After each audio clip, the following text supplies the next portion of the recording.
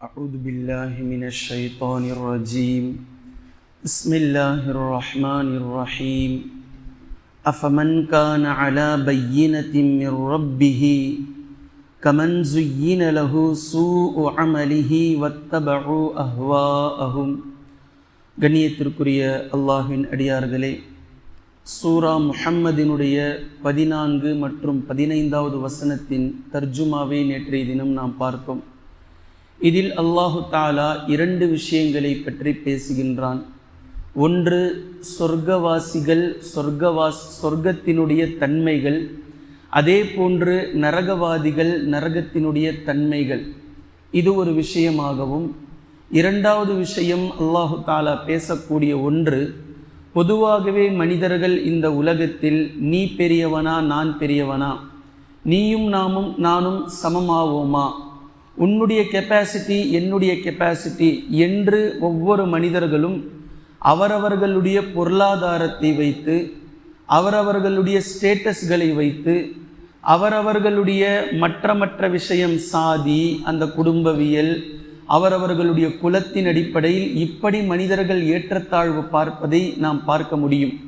ஆனால் அல்லாஹு தாலா அவன் பேசுகின்றான், என்னிடத்தில் ஒரே ஒரு விஷயத்தில் மட்டும்தான் மக்களுக்கு மத்தியில் மாற்றம், அதாவது பிரிவு. 2 தரப்பார்கள் மட்டும்தான் என்னிடத்தில் இருப்பார்கள். ஒன்று சொர்க்கவாசி, மற்றொன்று நரகவாதி. இதை தாண்டி என்னிடத்தில் வேறு எந்த விதமான பிரிவும் கிடையாது என்ற தொனியில் அல்லாஹு தாலா நீங்கள் பேசிக்கொள்ளக்கூடிய இந்த ஸ்டேட்டஸ், அதே போன்று உங்களுடைய பொருளாதாரத்தை வைத்து உயர்வு தாழ்வு பேசுவது, சாதியை வைத்து பேசிக்கொள்வது, மொழியை வைத்து பேசிக்கொள்வது, உங்களுக்கு மத்தியில் நீங்கள் எதையெல்லாம் வைத்து பேசிக்கொள்வீர்களோ அப்படிப்பட்ட எந்த ஒரு வித்தியாசமும் என்னிடத்தில் கிடையாது. உங்கள் ஒட்டுமொத்த நபர்களையும் ஒரே சமூகமாக நான் படைத்திருக்கிறேன். ஒரே தந்தையின் மூலமாகத்தான் இந்த உலகத்தையே நான் கொண்டு வந்திருக்கிறேன்.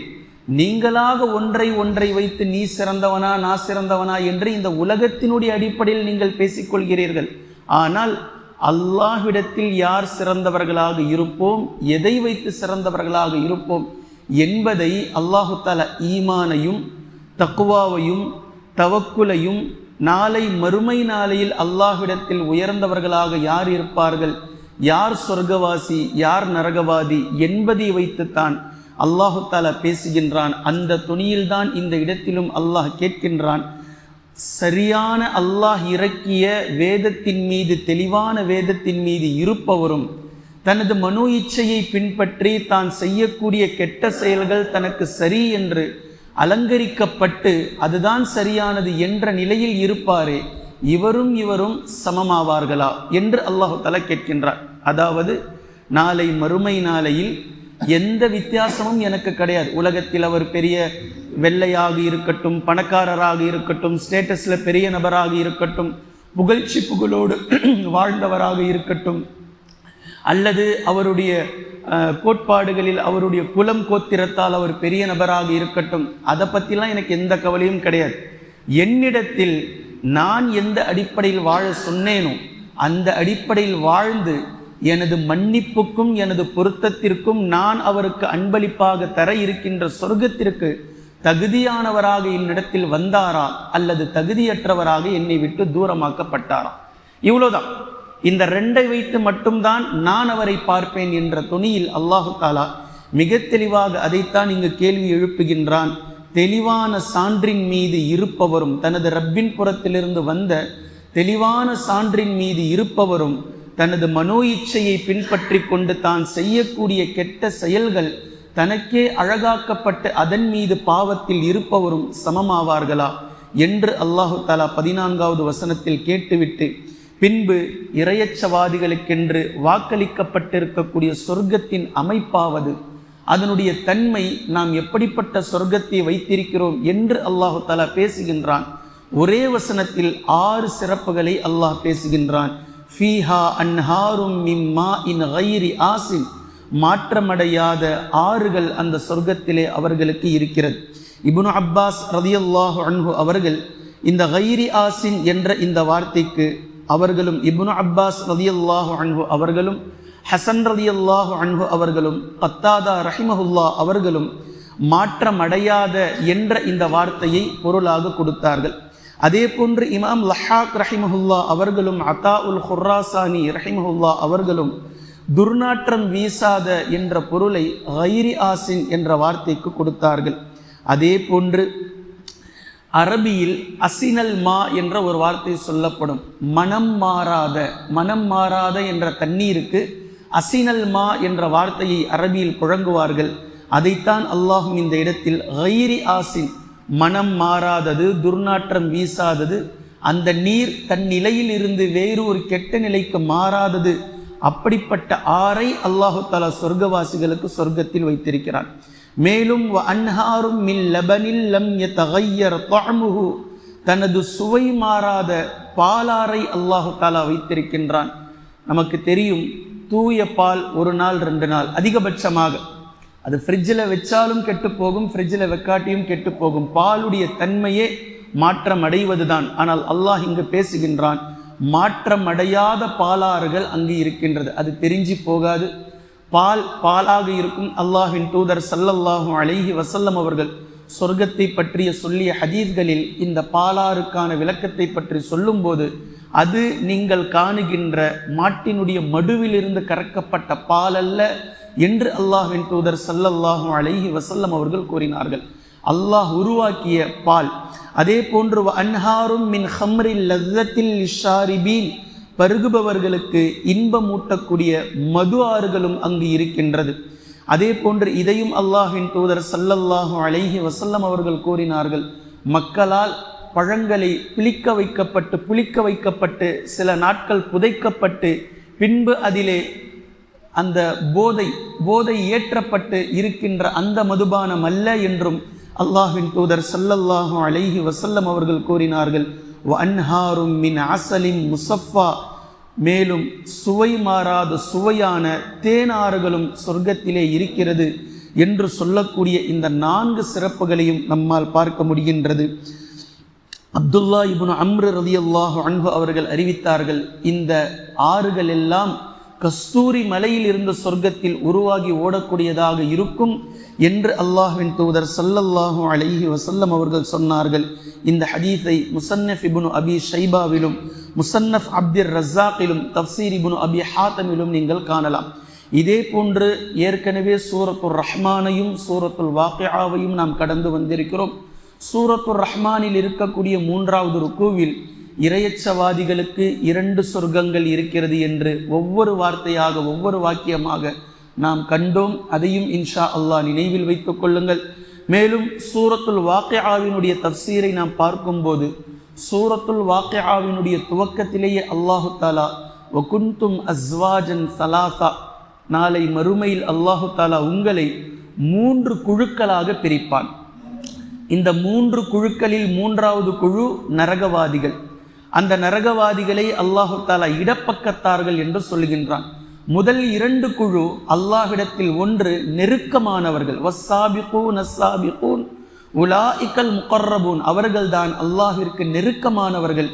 இவர்கள் மிகவும் அல்லாஹ்விற்கு மிக மிக நெருக்கமானவர்கள், அல்லாஹ்விடத்தில் அந்தஸ்தால் மிகவும் உயர்ந்தவர்கள் என்ற துணியில் அல்லாஹு தஆலா இந்த முகர்ரபூன்களுடைய சொர்க்கத்தை பற்றி அல்லாஹு தஆலா கூறக்கூடிய நேரத்திலும் இந்த மதுவை பற்றி அல்லாஹ் அங்கு பேசினான்.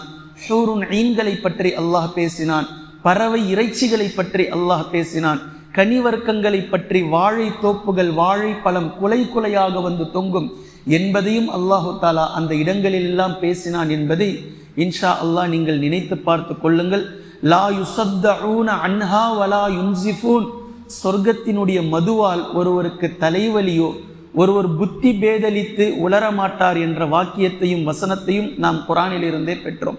அதே போன்று வஹூருன் ஈன் கஅம்சாலில் லுஅ்லுஇல் மக்னூன், மறைத்து வைக்கப்பட்ட முத்துக்களை போன்று கண்ணையர்கள் இருப்பார்கள் என்பதையும் நாம் பார்த்தோம். வலஹ்மி தய்ரின் மிம்மா யஷ்தஹூன், அதே போன்று அவர்களுடைய மனம் விரும்பிய வகையில் பறவைகளுடைய இறைச்சி அவர்களுக்கு முன்னால் இருக்கும் என்பதையும் நாம் பார்த்தோம். பின்பு ஃபீ சித்ரின் மஹ்தூத் வதல்ஹின் மன்தூத் வலில்லின் மம்தூத் என்ற வாக்கியங்களை எல்லாம் நாம் சொர்க்கவாசிகளுக்காக பார்த்தோம். 2வது குரூப் அஸ்ஹாபுல் மைமனதி மா அஸ்ஹாபுல் மைமனா, இவர்கள் வலப்பக்கத்தார்களுக்கும் அல்லாஹு தஆலா சொர்க்கத்திலே வைத்திருக்கக்கூடிய சிறப்பை சூரத்துல் வாக்கிஆவிலே பார்த்தோம். பின்பு அல்லாஹு தஆலா வ அஸ்ஹாபு ஷிமாலி மா அஸ்ஹாபு ஷிமால், இடப்பக்கத்தார்களை பற்றியும் அல்லாஹு தஆலா சொல்லி அவர்களுடைய நரக வேதனைகள், அவர்களுக்கு கொடுக்கப்படக்கூடிய உணவும் வேதனையாகத்தான் இருக்கும். ஷஜரத்தி ஜக்கூம் என்ற கள்ளி மரத்தினுடைய அந்த முட்களை அல்லாஹு தஆலா உணவாக கொடுப்பான். அதே போன்று மின் ஹமீம், கொதிநீரை அல்லாஹு தஆலா அவர்களுக்கு கொடுப்பான். பின்பு அதையே வானவர்கள் அவர்களுக்கு, இப்போது மக்கள் ஏளனம் பேசுகிறார்களே, வானவர்களும் ஏளனம் செய்வார்கள் மறுமை நாளையில். ஹாதா நுசுலுஹும் யௌமத்தீன், இன்றைய நாளில் உங்களுக்கான விருந்து உபசரிப்பாகும் இது என்று நரகவாதிகளுக்கு கொடுக்கப்படக்கூடிய தண்டனையை விருந்து உபசரிப்பு என்று வானவர்கள் சொல்வார்கள் என்ற அந்த வாக்கியத்தையும் சூரத்துல் வாக்கிஆவிலே இவையெல்லாம் நாம் கடந்துதான் வந்தோம். இவை எல்லாவற்றையும் இன்ஷா அல்லாஹ் நீங்கள் நினைவில் வைத்துக் கொள்ளுங்கள். இப்போ இந்த 4ஐ பார்த்ததற்கு பின்னால் 5வதாக அல்லாஹு தஆலா பேசுகின்றார். வலஹும் ஃபீஹா மின் குல்லி ஸமராத், 5வது சிறப்பு, பலதரப்பட்ட கனிவர்க்கங்களும் அந்த சொர்க்கத்திலே அவர்களுக்கு இருக்கின்றது. வமக்ஃபிரத்தும் மிர் ரப்பிஹிம், பின்பு 6வது சிறப்பு, அவர்களுடைய ரப்பின் புறத்திலிருந்து அவர்களுக்கு மன்னிப்பு வழங்கப்படும். இதுதான் ஆக மிகப்பெரிய சிறப்பு.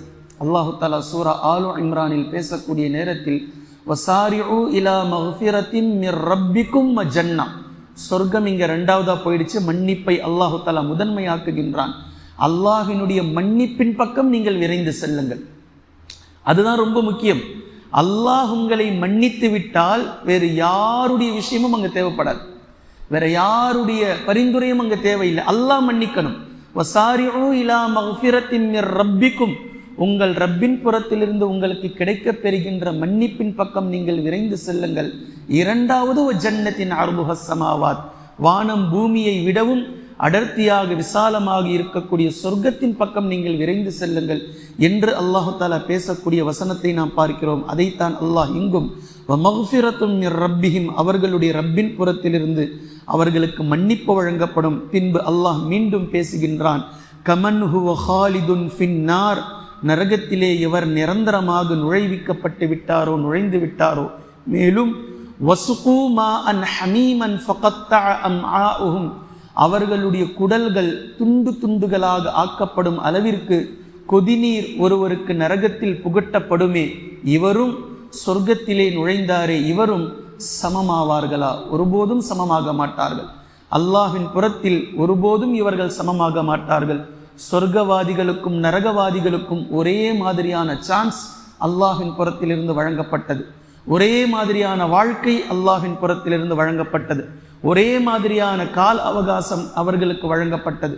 ஒரே மாதிரியான தௌபாவினுடைய வாய்ப்பு அவர்களுக்கு வழங்கப்பட்டது. ஆனால் அவரவர்களாகவே அவர்கள் திமிர் கொண்டு சில நபர்கள் நரகத்தை தேர்ந்தெடுத்தார்கள், சிலர் அல்லாஹ்விற்கு பயந்து சொர்க்கத்தை தேர்ந்தெடுத்தார்கள்.